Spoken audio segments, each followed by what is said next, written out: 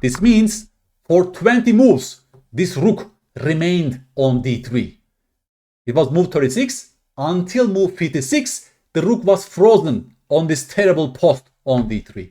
That's what great positional players do to you. Simply by attacking those weaknesses, they tie down your pieces. And this is one of the most important lessons you must take from this game.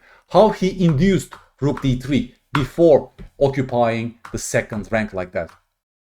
Hello dear chess lovers, welcome to the Instructive Chess Classics. We will look at one of the most instructive games that was played by Jose Raul Capablanca in today's episode. Many of you has asked me to cover a Capablanca game. It was a very difficult choice, and finally I settled on his amazing game against Emanuel Lasker in their World Championship match in 1921 in Havana. This is game 10. According to Capablanca, also the most interesting and instructive game of the entire match. Capablanca was leading with one game until this moment. After he won this game, he basically break through and won the match with 9-5 score in the end and captured the World Championship title. Capablanca is an amazingly technical player. Endgames are amazing. You will learn tremendous lessons from this episode when it comes to positional play, but also endgame technique. I want you to follow this entire game until the very end because it's full of nice nuggets. I will stop at some key moments and ask you to guess the move of Capablanca. Thus, we are learning together in active engagement. I will stop at the right moments, key moments, and give you a chance to think for yourself. And then I will explain the move, also the thought process. Okay? That's how you get better in chess, by studying those chess classics deeply, folks. All right? Let's begin. Of course, in those times, Queen's Gambit declined was the norm. In this match, but also with Capablanca Alekhine match, this was seen over and over again, right? So not much annotations by Capablanca at the beginning because those moves are very standard. But later I will also tell you how Capablanca annotated his later moves. We will follow his train of thought also in this episode, folks. Okay, so far very normal stuff. QGD declined, Queen's Gambit, very standard moves for both sides. And here comes c5, again a very standard move by Capablanca. He wants to press in the center of the board directly. Also, given that the king is still stuck in the center of the board, Black wants to open up some blinds and activate their pieces this way. Rook d1, Lasker gets ready for d-file alignment as mentioned, and that's exactly why Capablanca moves the queen to a5 to escape from the d-file, but also to pin the knight on c3 and asking a question of the white's king side. All very standard so far. Okay, folks, Lasker plays the move bishop d3 in this position and is setting up for this h7 pressure. Thus, Capablanca plays h6 to ask a question on the bishop, and here Lasker plays bishop h4, folks. Interesting transformation of the pawn structure will take place right now for Black. That's the first critical moment actually in the game. Black plays c takes d4 and White captures back with the pawn on e3. Thus, it already becomes evident right now, guys, that we'll soon see an isolated queen's pawn position. After Capablanca's move d takes c4, we have this IQP structure. Interesting. How do you judge this IQP in this case? General plans for the IQP, isolate the queen's pawn, is it gives White obviously chances in the middle game by supporting those central squares, right? White has a central pawn, Black doesn't have a central pawn, and so on. White is more spaced in general, but in the endgame stage, this pawn can also become a weakness for White. So it's always a double-edged sword to take the IQP in chess. Capablanca goes knight b6, not only to single-handedly hit the bishop, but this knight is also heading for the blockading square on d5 very soon. The bishop was the worst placed piece, so bishop d7 is very logical, preparing rook c8 as well. After castle short, Capablanca writes, the development is now complete.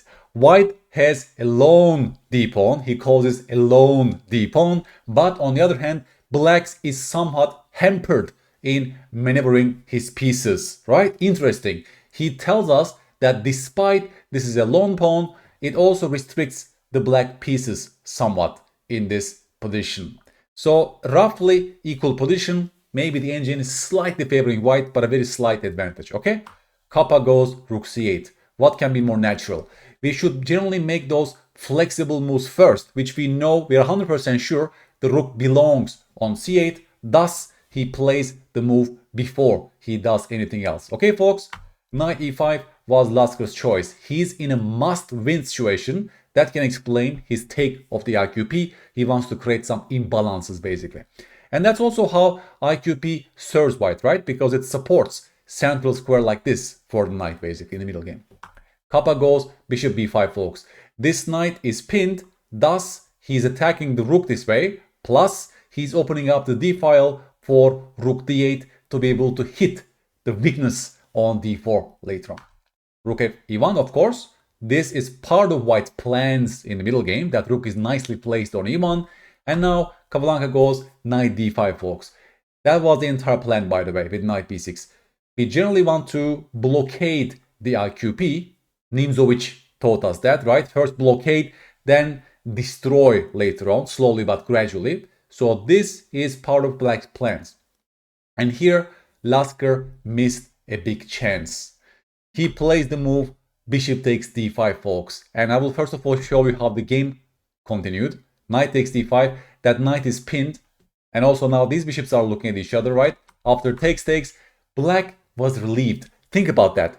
There was a traffic jam going on in the black's camp before those minor piece trades. But since those two minor pieces have been traded off, you can already see the relief in black's camp. Also, without those two minor pieces, it will be much more difficult for white to attack the black king in the middle game. Thus, generally speaking, minor piece trades are favoring the side who is fighting against the isolated queen's pawn, right? So that's also a nice nugget of information to remind yourself. That's exactly why, for example, this series of exchanges actually helped Capablanca, right? You can already see, for example, that this d4 pawn is now becoming a clear weakness. Even after those minor piece trades, it becomes more evident, you know? It becomes more relevant, the weakness of this pawn on d4. What should white have done? And that's why chess is a very difficult game. The only way for white to gain some advantage was to play the move bishop takes f6, folks. Because after bishop takes f6, now also white needs to find the good move bishop takes d5. It's so strange, right? White is giving up the bishop pair for the knight pair. Why is white playing like this? Well, queen f5 is a very strong move. That's also a very standard way to follow up of bishop takes d5 in those structures, folks. Unpinning that knight on c3, right? Now that knight is pressing on d5, pressing on the bishop. White has an excellent knight on e5 as well. And now this queen is also becoming a good piece. Plus, knight g4 ideas are becoming available. Knight g4 will hit the bishop, but also the queen will hit the weakness on d5. What a change. What a transformation of the structure, right? Everything has changed. After rook d8, for example, comes knight g4. A very strong move, hitting the bishop on f6, right? Move by move. White, by playing dynamically, they are grabbing the pawn on d5.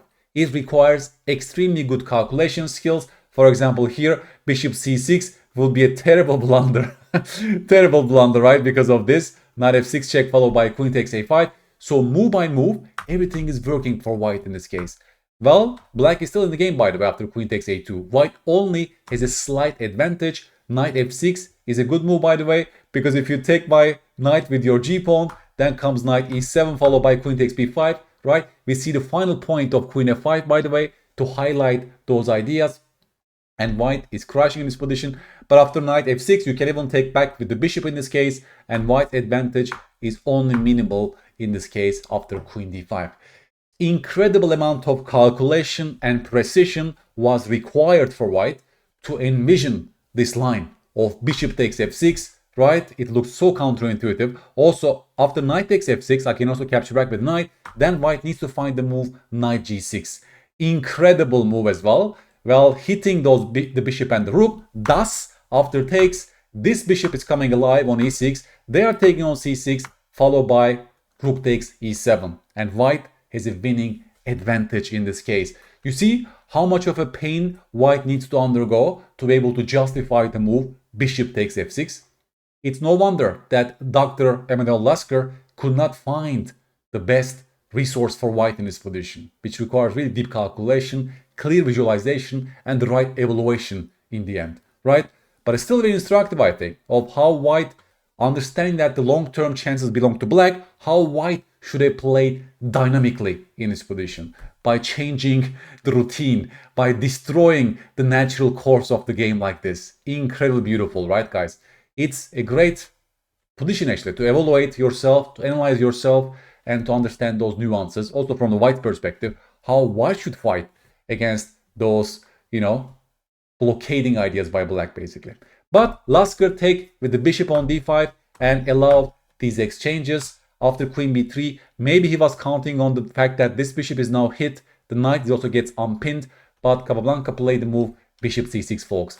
Bishop a6 was also nice, by the way. I can defend my pawn like that, and after knight d7, rook d8, knight c5, it's basically still not a big problem for black, because I can even ask a question to your knight, and after takes, it's only black who benefit from those minor piece trades, right? For the same reason, because you have a d4 weakness, and I will slowly pile up against your weakness with my heavy pieces, right? So long-term cards are belonging to black, and white is now lacking those dynamical cards, so to speak, to change the picture. Bishop c6, excellent bishop is created. Thus, Lasker cannot tolerate that piece. And now comes my question, folks. How do you recapture this knight on c6? Please find the right move for black. You're a great player if you found Capablanca's move b takes c6, folks. bc basically strengthens the grip on d5. Black's plan becomes natural later on to hit the pawn on d4. Now, you're also completely stopping white's chances to get rid of the IQP on d4. Because if you take back with the knight, you're allowing some d5 ideas to white, right? That's a very typical way for white to get rid of the IQP in those positions. Thus, also activating their pieces this way. You see? Prophylaxis. B takes c6. If you take with the rook, you allow queen takes b7. And this becomes annoying for black. The queen returns, right? And again, white has a slight advantage here. So bc is very natural. Yes, you're closing down the c-file. Yes, you're giving yourself a weak pawn on c6, but it's impossible for white to exploit the pawn on c6. But it's very easy for black to exploit the weakness on d4. This moment teaches us a very important positional lesson. A weakness is not a weakness if the opponent cannot exploit it.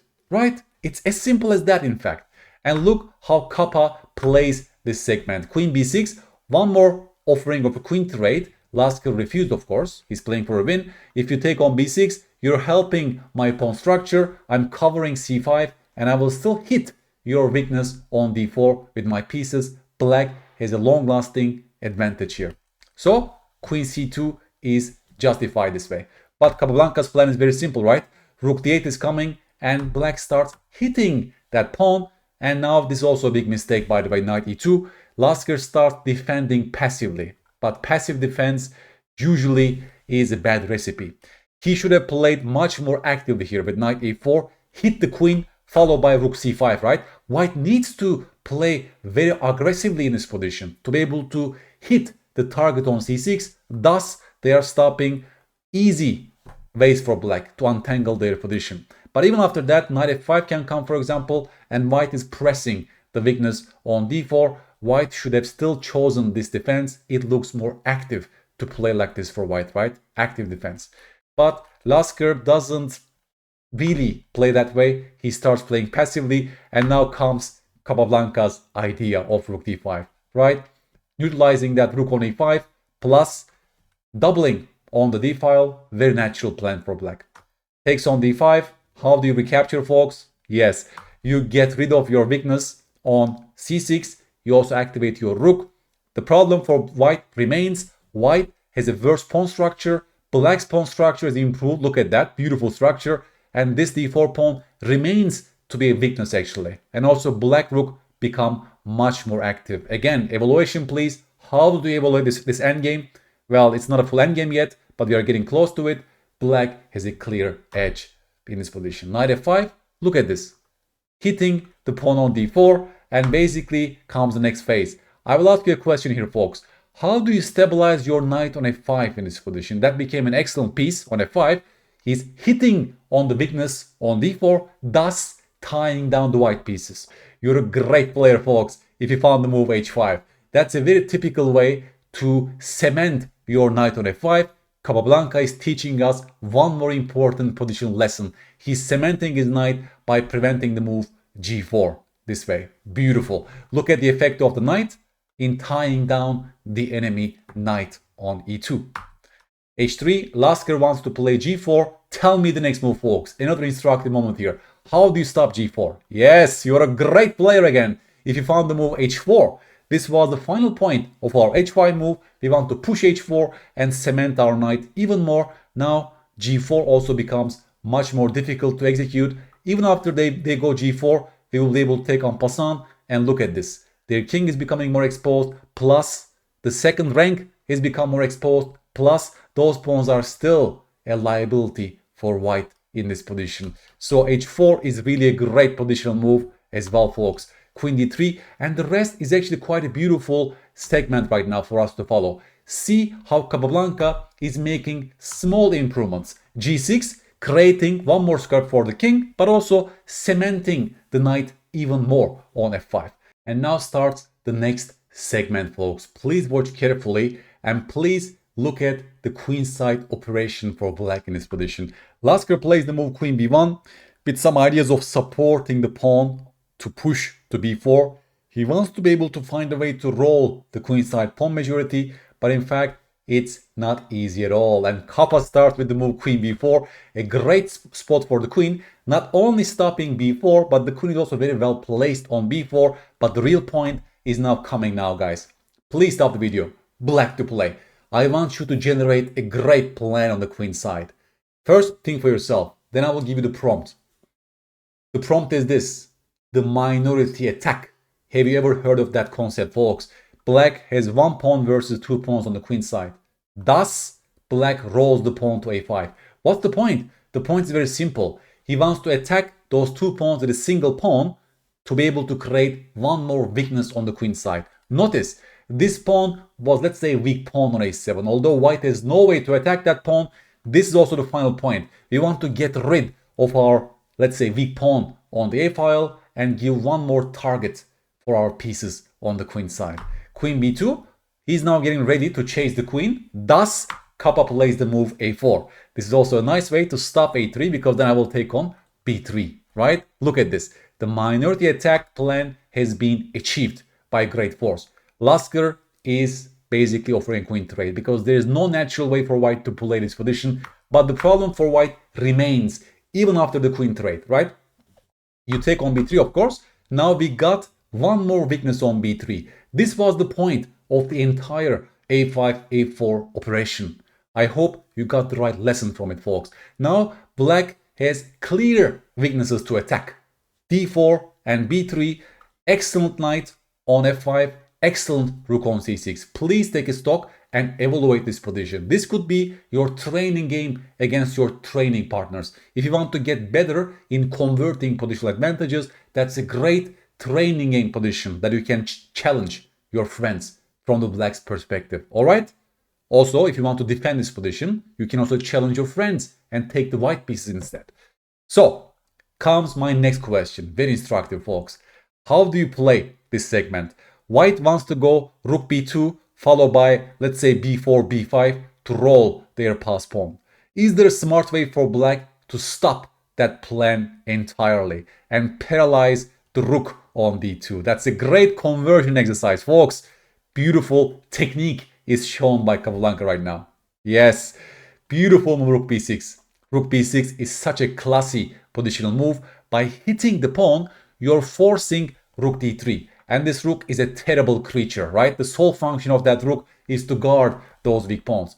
Why can't they play rook b2? Well, short calculation. You go rook b4 and there is no way for white to defend the pawn on d4. We are winning a clear pawn in this position with advantage. We don't even need to force that move, by the way. We can slowly improve our king first, and then, only then, when we want to, we can take on d4. We can always take it later on, by the way, because if you rush and take that pawn, maybe white wants to go b4. Although even after that, black is just in time to be able to stop the pawn on its tracks. For example, you can play this way, and you still have, you know, good chances to get the king and win that pawn and win that game. All right, folks.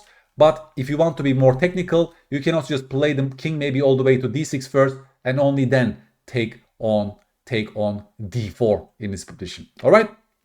But that explains why after rook b6 he cannot play rook b2, and he played rook d3. And now comes Capablanca's next idea. Bam! Rook a6. Rooks like open files, but see how he prophylactically forced rook d3, thus paralyzed that rook, and only then he played rook a6. Such finesses make you a great positional and endgame player, folks, and you can learn tremendously from Capablanca. g4. Well, if he plays b4 in this position, then rook a1 check followed by rook a2, and again things are collapsing for white on the king side. You're losing the pawn on f2 with a terrible position. Black is completely winning in this case. So Lasker tries to chase that knight away with g4, but after takes, another problem for white. Well, the second rank has become completely weakened as a result, and my knight still remains on this point. Plus, now my knight can hop to e4 later on because there's no more f3 pawn that can chase my knight away. Look at this, right? Because in this position, if knight e4 will be played, you can always chase me away with f3. But after this pawn transformation, now that knight is gaining one more juicy post on e4. Beautiful connection again, right? Rook a2. Of course, rooks belong on the second rank. Invasion takes place on the second rank, and the second rank is so weak as a result of the move g4, folks. And here comes rook c2, very simply attacking that knight, thus paralyzing the rook again. He doesn't give any chance for the white rook to activate. Look at the beautiful pawn chain for black, no weaknesses, but white's position is full of holes and weaknesses. Also look at the piece activity, folks. Lasker tries knight d1. I mean, that knight is like the worst knight ever. Terrible piece, has no function whatsoever. Comes Capablanca's next phase. There are many ways to play this position. Knight d6 is also possible, but Capa plays knight e7. Why? Because he wants to attack the pawn this way. This knight will also fight against white's b pawn this way. Beautiful, beautiful moment is now coming, guys. By hitting the pawn on d4, he's still paralyzing that rook on d3. Watch how that rook could never move. Ever since it moved to d3, the only function is to defend terrible and weak pawns like that. Beautiful demonstration of those positional ideas by great Jose Raul Capablanca, folks. So after knight d1, rook b1 was chosen by Capablanca, basically. So again, we are attacking those targets all times, and we are keeping the enemy pieces paralyzed in guarding those weaknesses. It's actually a very simple idea. King e2. Well, king e1 was the only way for white to fight, and I will ask you a question now. What is the problem with king e2, folks? I'm testing your tactical pattern recognition. Can you find a good resource for black in this position, which was found by great Capablanca? And yes, rook takes b3 was chosen in the game. Look at this. Look at the effect of this knight on c6. If you take my rook, I'm taking your rook with a clear 2 extra pawns in knight endgames with a completely winning position for black, of course. Rook takes b3. Great Lasker played the move king e3. Even after king e3, Capa doesn't trade his beautiful rook for the terrible rook on d3, but he plays rook b4. Torture continues. He wants to freeze the rook on d3, which sole function is to guard that terrible pawn on d4. Look at this, guys. You can learn tremendous lessons from a single game like that. He refuses a rook trade because he thinks his rook is still better than the opponent's rook. Many of us mortals would say, hey, I have an extra pawn. Let's trade all the pieces and play this endgame. He doesn't go for this, despite the fact that this is still a great endgame for black. Positional finesse, confidence in one's abilities to convert those positions. Knight c3. That knight is still terrible, by the way. Knight e7. He shuffles the pieces back and forth. Now he sees one more target on g3. Playing as Capablanca is like a big torture, by the way, guys, because the positional genius, he will find ways to keep your pieces paralyzed at all times. Now there are many moves for black, but Capa plays g5. He's making it more difficult for white to push h4 in this case. He's also giving one more square for his king, but he's also cementing this h4 square just in case for his knight as well. Not to mention, he's stopping moves like knight f4. Full restriction going on here. Knight d6, as mentioned, beautiful post on e4 for the knight. Full domination still for black in this position. Knight e4 check, rook b1 check. I will show you the segment quickly, folks. This is actually very easy to understand. The rook comes to the second rank with tempo on the king. Look at this. The king is cut off and paralyzed even in this position. Capablanca was a genius when it comes to endgames, guys, and piece coordination. So that's why I chose this game, because you can understand one player's style by these instructive examples. Amazing restriction skills, amazing sensitivity for weaknesses, and see how that rook is still on d3. Incredible, right? like that 50 moves, the rook could never move because it was always in check, in guarding the weakness. Rook f2, Capablanca shuffles. Now there's a big threat of rook a1, and he says, he writes in this moment, all these moves have a meaning. The student should carefully study them, right? Very Capablanca type of annotations. He's like, instead of giving lines, he's like, student will need to carefully study those meaningful moves. And hopefully I'm explaining you some of those meanings, folks. King g7. Finally, the king wants to improve in this case, all the way to g6 first. Not in a hurry, right? Black is not in a hurry. Black has complete domination, extra pawn, beautiful pieces. So he takes his time. f6 is also nice because he's not giving any knight e5 options for that knight. And final phase begins, folks. He improves his king all the way to d6 because that's the final piece, right? That wants to come into the game. Perfect knight, perfect rook, and now the king is also becoming a great piece in this case. White cannot move a single piece almost. Very, very rare that Dr. Lasker found himself in such positions. And that's exactly the reason why this game is the most beautiful game for the entire World Championship match in 1921, folks. Look at this. Rook g2, almost like playing with a mouse, right? It's like cat and mouse game, basically. Rook a2, enjoying. Capablanca is enjoying his position. He almost like, I don't want this game to end because it's so beautiful.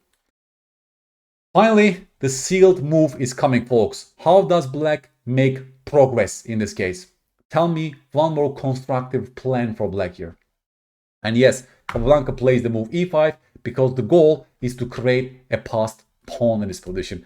Well, the only drawback of e5 is that now you're exchanging white's terrible weakness on d4, but it's always give and take in chess, right? At some point, we need to take that weak pawn because this way you just created a passed pawn on d5. Next move was king c5, and now the king also activated and the pawn is simply rolling. Look at this. Black just added 2 more advantages to their bucket. The king became very active and we created a passed pawn on d4. The accumulation of advantages in its purest form, folks. Beautiful plan making. Rook c1, king d5, and Dr. Lasker resigned in this position. It's completely lost for white, -6 or something. They cannot move a single piece. This pawn is rolling as well, and he resigned. For example, knight e2, d3. I can just chase that knight away. If you exchange those knights, then comes king d4.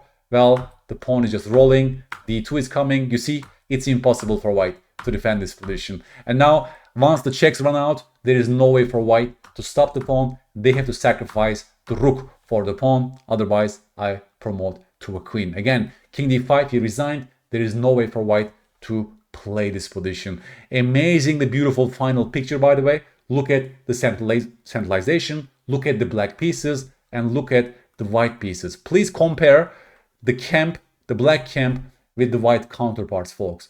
This is the entire story of this game.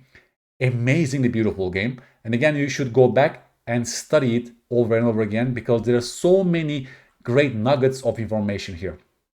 Let's have a brief summary then, folks.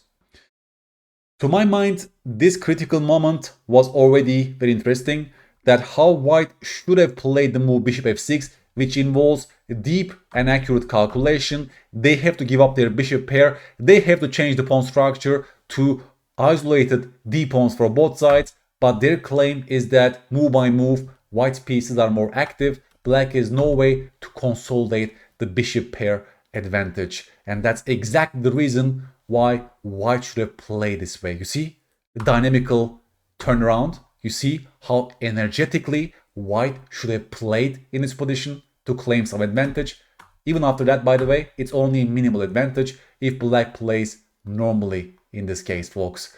But that's the basic point, the first interesting moment in this game. Because Lasker, he goes for two minor piece trades here, which is usually a bad policy when you have the IQP. So you can take this lesson and apply it in your games. Usually, when minor pieces are traded off in excess, it's the side who is fighting against the IQP that gets benefit. Interesting transformation with BC to cement d5, to prevent d4, d5, and to basically have a clear plan of hitting the pawn on d4 in this case. Another instructive moment here, folks, how he played the move knight f5 and how he cemented his knight on f5 with the move h5. This is a great positional lesson that you should also internalize because this is a recurrent theme that will help you in your games at some point, all right? And how he pushed h4, his king is completely safe. Most of you mortals will think, hey, I am weakening my king by pushing h4. How can white attack your king on g8 with those terrible pieces? And finally, look at the minority attack plan executed by Capablanca. a5, a4, and now I'm giving you one more weakness on the queen side. I'm giving one more target to my pieces with the push a5, a4. Stock standard plan, again, recurrent and important plan that you can apply it in your games once you deeply understand the reasons why this plan was played. You see how he paralyzed that rook by playing rook b6 first? Amazingly instructive. How many moves the rook remained on d3? This is move 36, folks. This is move 36. So I will just tell you how many moves that rook stayed on d3. Please watch the rook. Please watch that rook, folks. Incredible. Incredible. It's still on d3. Still on d3. Still on d3. Still on d3, folks. Look at this. The most terrible rook ever in the world, which never moved. Incredible. Okay, move 56. This means for 20 moves, this rook remained on d3. It was move 36 until move 56. The rook was frozen on this terrible post on d3. That's what great positional players do to you. Simply by attacking those weaknesses, they tie down your pieces. And this is one of the most important lessons you must take from this game. How he induced rook d3 before occupying the second rank like that. Another instructive moment, how he refused a rook trade even with an extra pawn, and how he kept that rook terribly frozen in guarding the weakness on d4. Finally, instructive moment, after he maximized all of his pieces, how he found the plan of king d6 followed by creation of a passed pawn. After some pokings, creation of a passed pawn with the move e5. This also connects, right? In the endgames, we generally seek to create a passed pawn and to roll the passed pawn so we win by promoting to a queen. In a single game, you have how many lessons? That's why it cannot be overstressed. The importance of studying those chess classics. It's so important. That also helped me to grow stronger as a player. I loved those classical games, also with nice annotations by the master himself, as in this case. That will make you a great player if you do it deliberately. If you actively try to guess the moves and also ask yourself why those moves are played. Hopefully, I did a good job clarifying those moves to you. Again, go and read and play out this game yourself to consolidate those important lessons. Capablanca is a great world champion, so pure, so technical, so intuitive, and yet, right, you can see effortlessly how he handles his pieces, how he forms a plan, and how he accumulates those small advantages. beautiful connection between opening, middle game, and the end game. That will make you a great player if you give your best to such games, folks. I will catch you in the next episode on the Instructive Chess Classics, and I'm wishing you all the best. Bye-bye.